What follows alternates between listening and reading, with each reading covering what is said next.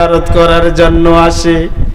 বলেন তো বাংলার জমিন থেকে শত শত মানুষগুলো আল্লাহর নবীর রওজা জিয়ারত করার জন্য যায় কি যায় না?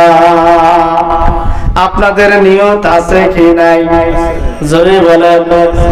আল্লাহর নবী ডাক দিয়া বলে, বিলাল, তোমার প্রেম আল্লাহর দরবারে কবুল হয়েছে, আর মদিনার বাহিরে থাকার প্রয়োজন নাই।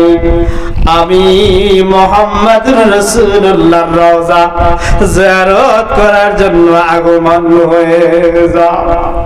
এক পর্যায়ে বেলাল গাঠুরি মাথায় লইয়া আল্লাহর নবীর রওজা জিয়ারত করার জন্য পাগল পাড়া হয়ে যখন মদিনার দিকে আগমন হয়ে গেলেন, কবরের পাশে যখন দাঁড়িয়ে আল্লাহর নবীর রওজা জিয়ারত করার জন্য আগমন হয়ে গেলেন, যখন জিয়ারত শুরু করে দিলেন, বলেন তো আল্লাহর নবী ওই জায়গায় কোন রহমত শুরু করেছে জানার দরকার আছে না নাই?